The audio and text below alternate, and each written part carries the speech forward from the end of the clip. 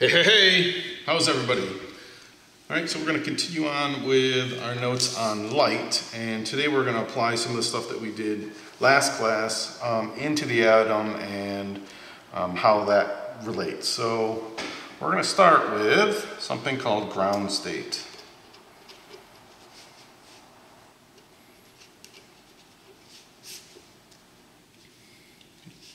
And if an atom is in ground state, the electrons are in their lowest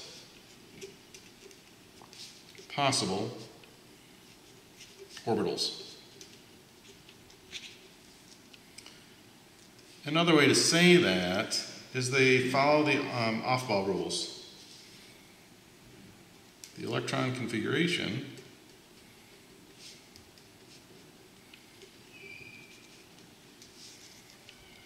follows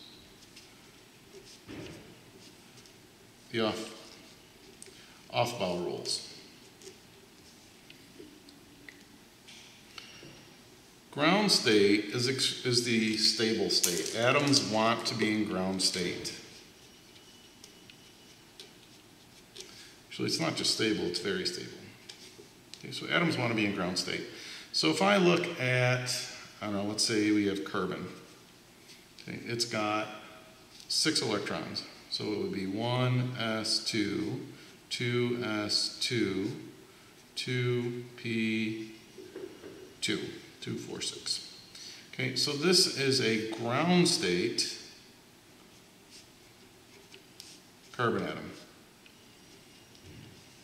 Okay, because all the electrons are in the lowest possible principal energy level. So remember, nature likes low potential energy, so it's going to put those electrons so they're in their lowest possible potential energy, which means they're going to follow the off-ball rules. All right, now let's compare that to the excited state.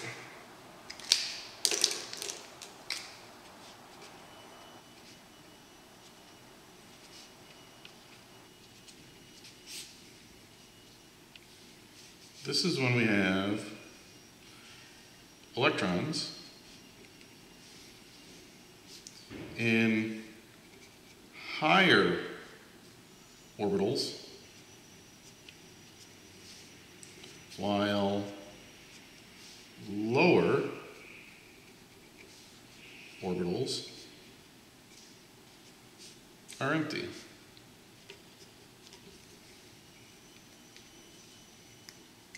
So let's go back to our carbon atom. If we had this, 1s1, 2s2, 2p3. We still have the same correct number of electrons, so it has 6 electrons, 1, 2, 3, 4, 5, 6, right? But now the orbitals are not filled in the correct order, orbital order. So this should have 2 electrons before there are any here or any here. So we are missing an electron here. Where is that electron? It jumped out here to our 2p orbital. Right? This is what's called the excited state.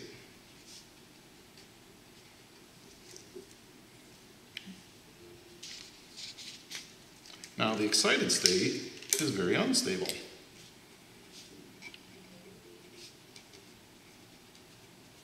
Okay? It has high potential energy. Okay? Nature doesn't like that. It's going to go back to ground state. Okay, so an atom will transition from a high energy state to a low energy state automatically because it wants to go from a high amount of potential energy to low amounts of potential energy. Now, how do we go from one state to the other?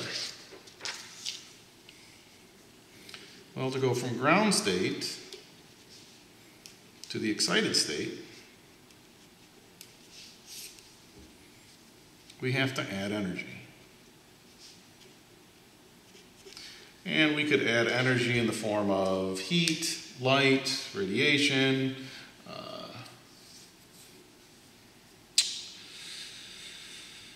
any of those, any types of electricity will do it. Right? So let's say that we have are that carbon atom. Okay, so there's 6 protons, 6 neutrons.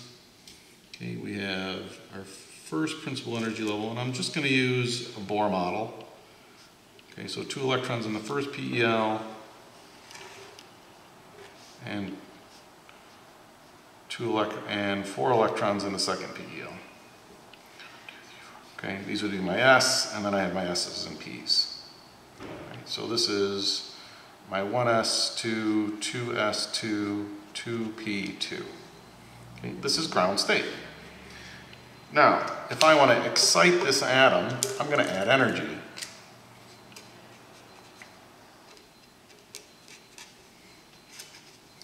Okay, and that energy could get absorbed by any of these electrons. Okay, so let's say this energy comes in. Bam! This electron absorbs that energy. Okay? If it absorbs enough energy, it's going to jump out to an outer principal energy level.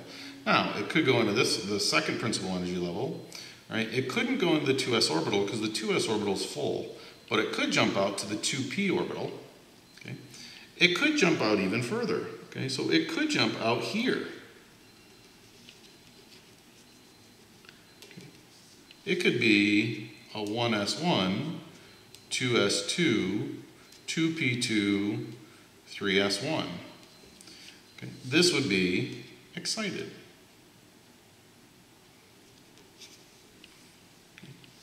That's very unstable. Okay? It's very unstable. And it's going to jump back from a high energy, from the excited state to the ground state. And when it does, it's going to give off visible light. Okay? Or colored light. So when we go from excited to ground,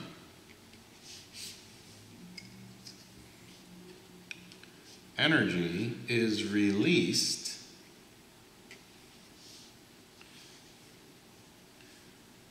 in the form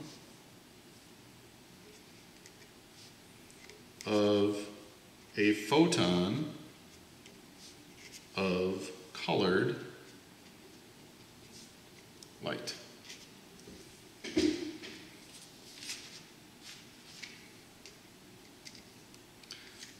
Now, if we only have a small jump,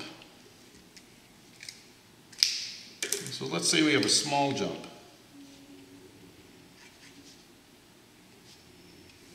Oops, not a jump, a jump. So let's say we had an electron go from a 2p to a 2s. I don't know, that's possible. That's a very small jump. Okay? Only a small amount of energy will be released. Now, if you remember our lecture from last class, okay, the color with the least amount of energy were reds. So this would be a red color. If we have a big jump, let's say that we're going from 7th principal energy level all the way down to 1st. Right? That's when we're going to get lots of energy released. Right?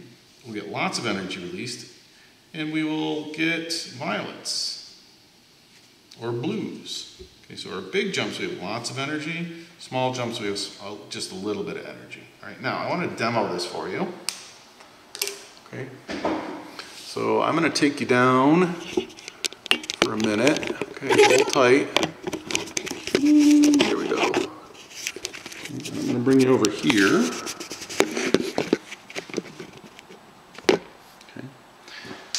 Actually, let's show you what's inside these dishes. Okay, so inside each one of these dishes is a different salt. And these are all chlorides. Okay, so we got barium chloride, copper chloride, sodium chloride, lithium chloride. There's some magnesium chloride, potassium chloride. So these are all different salts. Okay, and right now, the atoms of those salts are in ground state. Okay, it's the most stable state. And what I'm going to do is I'm going to excite them. Okay, so, all right, I think we can pretty much see there. And to do that, I'm going to use some methyl alcohol, some methanol.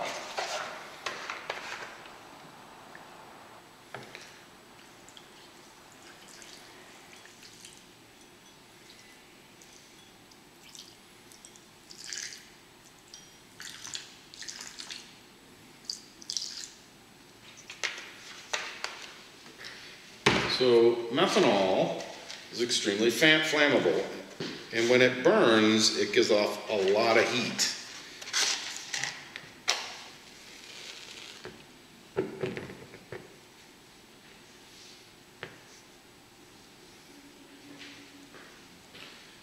So when it burns, it gives off a lot of heat, and that heat gets absorbed by the atoms in the salt, and they excite the atoms to the excited state. And when they go back, they give off color. Okay? They give off energy in the form of colored light. Right? So now, you can start to see it already, and I'm going to turn off the lights here so you can see even better. Okay, can we see that? Oh yeah, we can see that a little bit. So normally methanol actually burns a bluish color. Okay, and you can see it in here still. You can see the bluish color. I don't know if you can see that one or not. Okay, let's just pan this way a little bit. Okay, so this one's got a lot of yellow in it, but that yellow is the excited atoms going back to ground state. There's some blue in there. Same thing with this one over here. There's a lot of blue. All right, but the blue color is the methanol. Okay, when you see all the other colors, those are the elements, okay, that's the colored light that they're producing as they go from the excited state to the ground state. Okay, now, every single element produces its own color because it has its own specific jumps that are happening. Okay, this is called flame test. Okay, it's called flame test. It's pretty. So, your green color, this one's copper. Okay, this is typically what you see with copper, a green color. And we have potassium, this little purple color, and some lithium. This bright yellow color over here is sodium, and that's the typical color of sodium. All right, so we've got some pretty colors going on.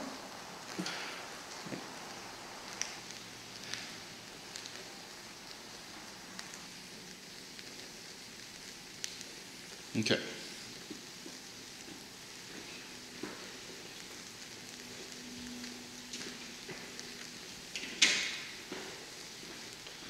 So we'll let that burn. We're going to come back over here to notes. So in the lab, we're not looking at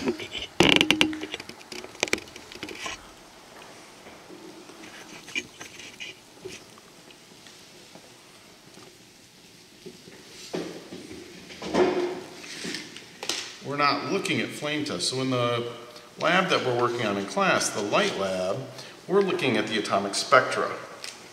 Okay, so now let's talk about how the atomic spectra is made versus the flame test. Okay, and we're going to go back to, let's use, what do I want to use? Let's use magnesium, okay, which has 12 electrons.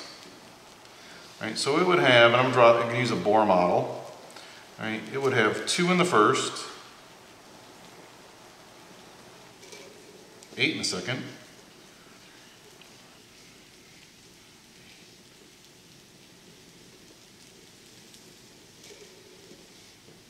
and 2 in the third. So we would have 1s2, 2s2, 2p6, 3s2. So this is our ground state. And if we did it by PEL, 2-8-2. So this is ground state. Right, now, if we want to excite this, we add some energy. And let's say, I don't know, here comes our energy. And this one right here absorbs the energy. And it jumps out.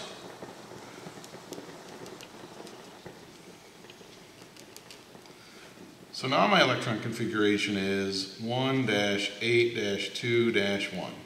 And we could write it out in orbital form, but this is just my PEL, so this is excited. This electron doesn't want to stop, this atom doesn't want this electron configuration. Okay? And there are a couple ways, there's a bunch of ways that it could go back to ground state. So this electron could jump all the way down back to where it came from. And it would give off a specific color of light. Well, what else could happen is instead of this guy jumping all the way back down, what could have happened is that one of these electrons jumps from the second principal energy level down to the first, and that gives off a color of light. And it would be different than this one because this is a much smaller jump. And then this guy, one of these guys could have jumped down here, and it would give off a different color of light. And then finally, this guy could have jumped down to here, and it would have given off a different color of light, all depending on how big the energy change was. All right, now, this all happens at once. Okay, it all happens at the same time, so we actually see an average of all of these different colors. Okay, they don't happen all individually, it all happens at once. Okay, so we see an average of all these three different colors. That's the flame test. That's the flame test color that we just saw. Now with the atomic spectra, we see the atomic spectra lines. We see those lines. And each line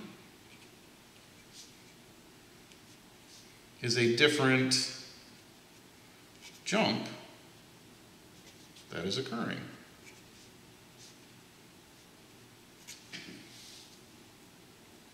So when we were looking at hydrogen in the lab, okay, if you remember hydrogen, it had that purple line, and then it had that turquoise line, and this is just green, it was kind of near it.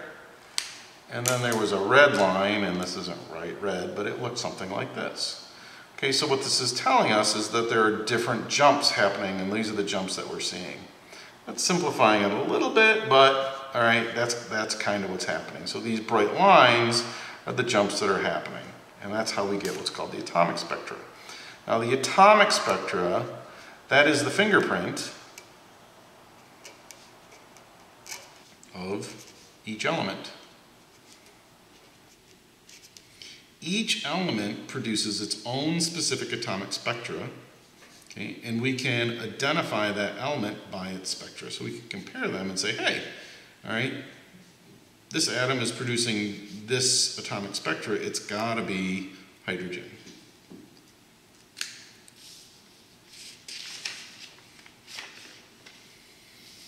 Okay, so now we got to put numbers into this. We have to be able to start calculating some numbers with these ideas. So what we're going to do is going to go back and talk a little bit about Niels Bohr. Okay, so in 1913, and again, you don't have to know dates, Niels Bohr explained the structure of the hydrogen atom. And he used the planetary model.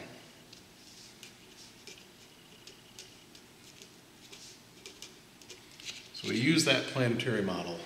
And he said, look at hydrogen has one electron. It's got one electron, so it's got a proton, one proton, and it has one electron. Now, Bohr assumed the electron's energy in the hydrogen atom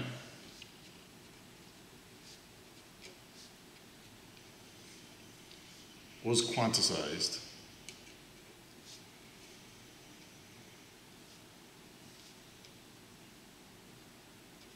I don't know if that's right, spelled right. Quantized. Maybe. All right, now what does that mean? Well, the electron's energy values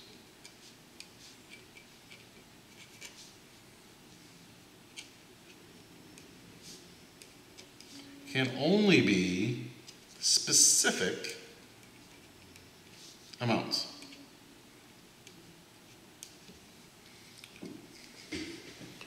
Let me see if I can explain it a little bit better for you. All right, so when we're talking about quantized energy, what it's saying is this the electron in this energy level has a very specific amount of energy, and it always has that amount of energy. Right? A little bit further out, it's going to have more energy, but it's going to have an exact value. It's going to be an exact amount of energy more. If we go out to the third principal energy level, it'll have an exact energy amount with that third energy level. All right, so another way to look at it is, let's say we're going upstairs. We're going up an incline. Okay, if we're going upstairs, my PE is increasing. But it increases in jumps. It goes from here to here, then my PE goes from here, then goes to there. So there's quantized amounts that potential energy goes up. There are very specific values. Okay? If I was just to climb the incline, my PE is going to go up, but it's just going to slowly go up as I go up the hill. Here it's jumping. Here it's just slowly going up. Bohr said, look, it acts like stairs. As we move out into higher energy levels, okay, we have very specific amounts of energy associated with each one. Now,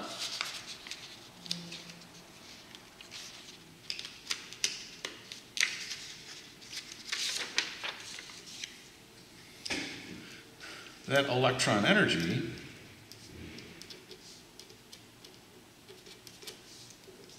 we denote E sub n.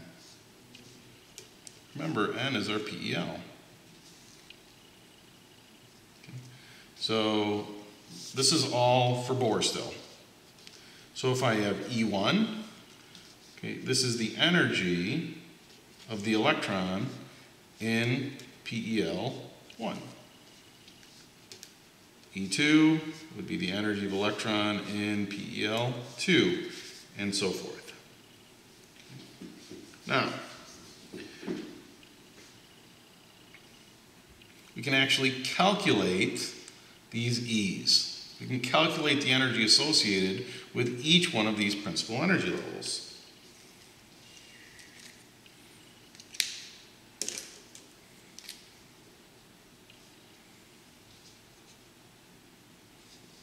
Let's write the energy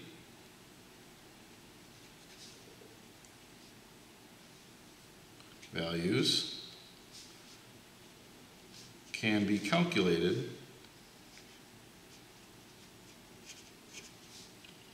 using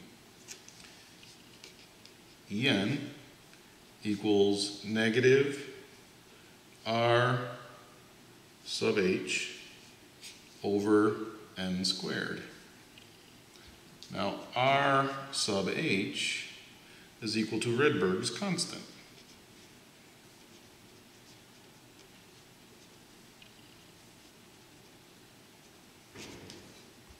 And you do need to know Rydberg's constant. It is 2.178 times 10 to the negative 18th joules.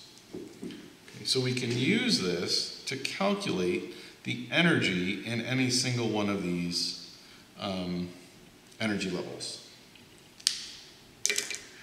Now our negative sign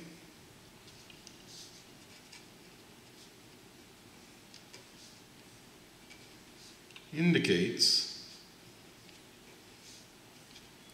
that when the electron goes away from the nucleus,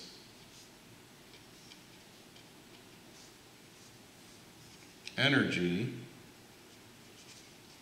is absorbed.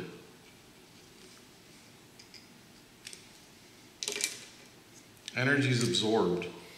Okay, so if I shine some light, okay, a specific amount of energy would be absorbed, right, and the electron would jump out. Okay, and that absorbed energy would produce an absorption spectrum.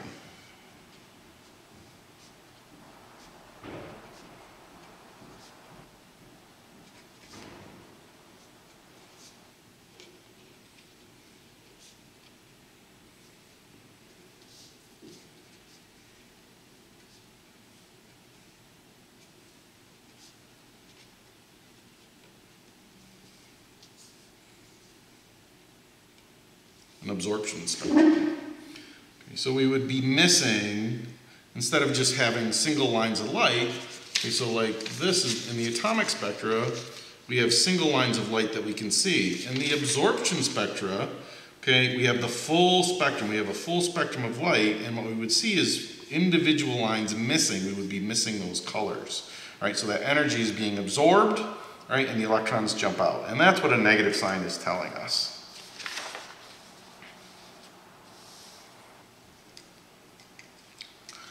So we can actually,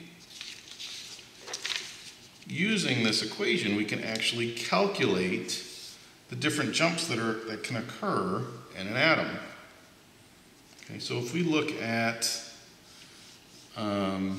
this represents the first principal energy level, n equals 1. Okay, this could be my second principal energy level, n equals 2. And then we can have n equals 3. We can go to n equals 4. And n equals 5. My first principal energy levels. Now, realize we're dealing with hydrogen still. So it has one electron. So if the electron is here, it's in ground state. If we excite it, it could go here, it could go here, it could go here, it could go here. But it's not going to stay in any of those spots. All right, so it might go from 2 to 1. If it goes to 3, it could go to 3 to 1. If we had enough energy, it could go to 4 to 1. If we had enough energy, it could go to 5 to 1. Okay. This is actually called the Lyman series. I don't really need to know that. Right? So in hydrogen, this is the Lyman series, and it's giving us different specific colors. Right? There are other jumps that could occur. So if it excites and comes to here, it could come to here. It could go to here, it could go to here.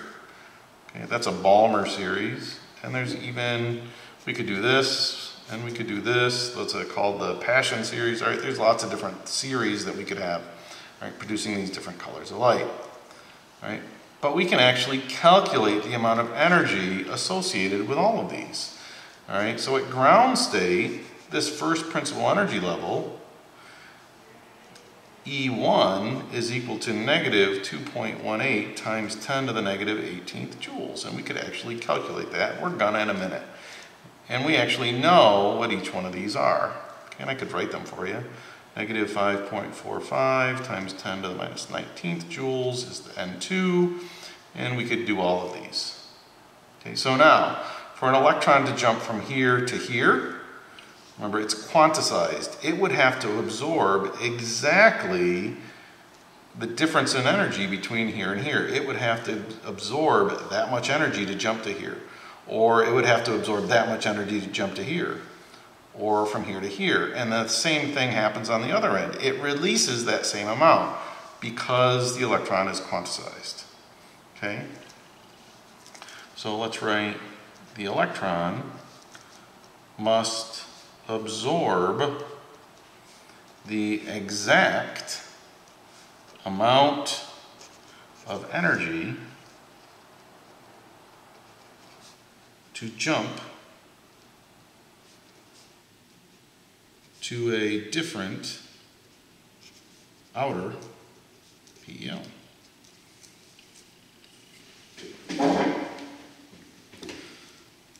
So if we know these values, okay, if we know these values, we can actually calculate the amount of energy lost or gained.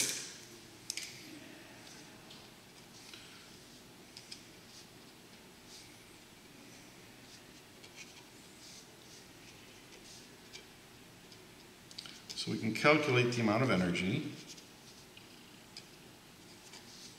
released during a jump.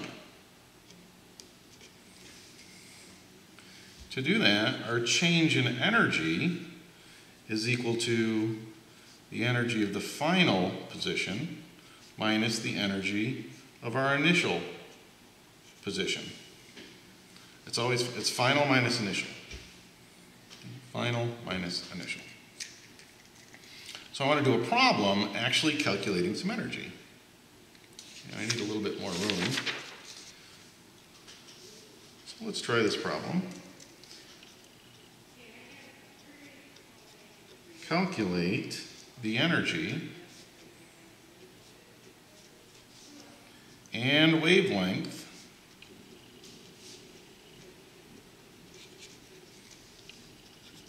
of light associated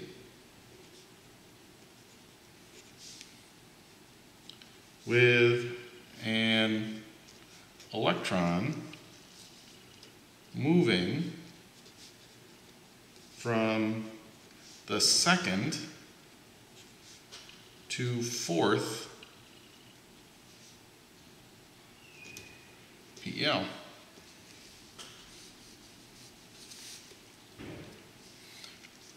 From our second PEL to our fourth PEL. So eventually we need to use delta E, or change in energy, equals E final minus E initial. Well, my initial is here. This is my initial. Okay, my fourth is my final. Right, so I have to calculate those energies of the second PEL and the fourth PEL. So the energy of our second PEL equals negative Rydberg's constant over n squared. So